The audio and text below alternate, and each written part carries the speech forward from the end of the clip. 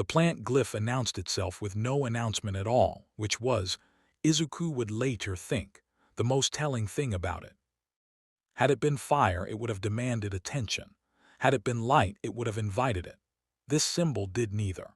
It lay between two familiar pages, ignored not because it was hidden but because it did not insist on being seen. Its lines were softer than the others, curved where they could have been straight, uneven where symmetry would have been easier. It reminded him, inexplicably, of roots sketched by someone who had studied them not in books, but in soil. Curious, Izuku murmured, adjusting the notebook under the station's dim light. A small annotation rested beside it. Plant asterisk, written in green ink. Hopeful ink. The kind used by someone who believed the future might listen. Question marks crowded the margins like abandoned theories. He tested it, of course.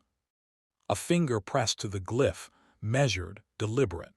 He supplied it with the same disciplined intent he had learned to give the light glyph. Nothing. He increased the pressure, adjusted his focus. Still nothing. Well then, he said quietly, that's new. Irritation crept in, as it always did when patterns failed him. He tried again, this time feeding it anger, sharp and familiar. Memories surfaced unbidden. Laughter not meant for him, hands shoving him aside, adults who noticed everything except what mattered. The response was immediate. The glyph went cold.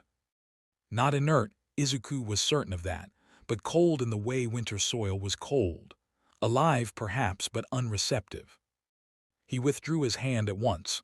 Ah, he said, breath tight, different rules. He sat back, lips pressed thin.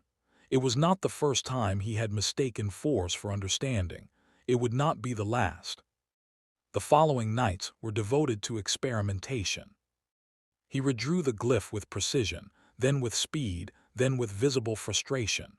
He tested it indoors, then outside, kneeling near a fissure in the concrete where a weed had achieved the impossible and survived.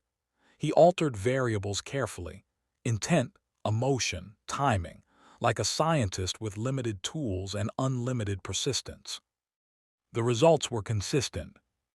Nothing grew. Nothing stirred. Nothing answered. By the fifth failure, his hands shook, not with pain but with something far more inconvenient.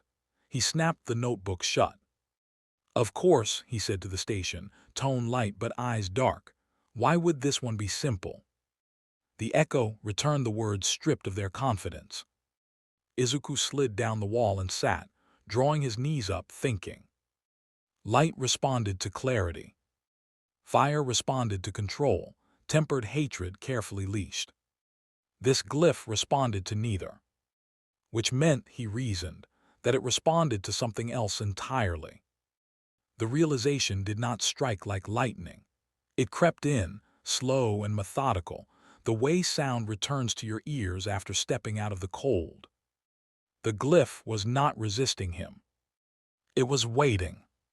For what? Izuku asked aloud, voice low. The notebook, predictably, offered no reply. But his mind, traitorous and brilliant as ever, did.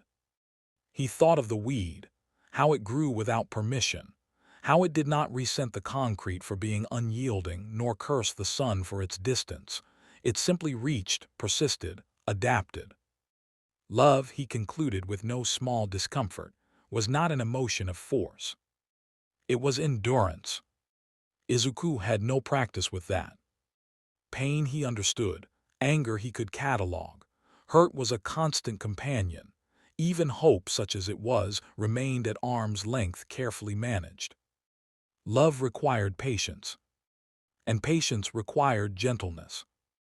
He pressed his fingers into the dirt by the tracks, grounding himself in something real. If that's what you require, he said quietly, then I'm afraid I'm ill-equipped. The glyph did not move. Time passed, as it tends to do. At school, Izuku found himself observing things he had once dismissed as irrelevant. A classmate wordlessly offering a pencil. A teacher adjusting a student's collar before scolding them. A mother at the station, sharp words, followed by an embrace that undid them completely. Each observation lodged itself in his thoughts like a clue he did not yet know how to use. That evening, he returned to the station and tried once more. This time, he did not think about himself at all. He thought about the weed, about its stubbornness, its quiet defiance, the simple fact that it was still there. "Impressive," he said softly, surprising himself. He pressed the glyph with that thought, not desire, not anger, not intent, simply recognition. The ground trembled. Izuku froze. A green shoot emerged, no thicker than a thread, trembling as if unsure it was welcome. He inhaled sharply. "I see," he whispered.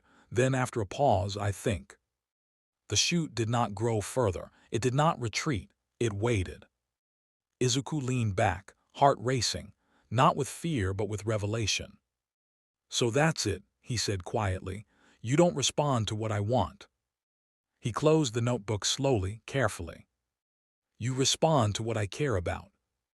The conclusion unsettled him more than any failure had. Because if this glyph drew power from care, true care, then mastering it would require something far more difficult than training. It would require healing. Izuku held the notebook to his chest, fingers tight around its worn edges. "If I want to be a hero," he said, voice unsteady but precise, "I'll have to learn something I was never taught." The station did not answer. But beneath the concrete, a fragile root endured, quiet, persistent, and very much alive.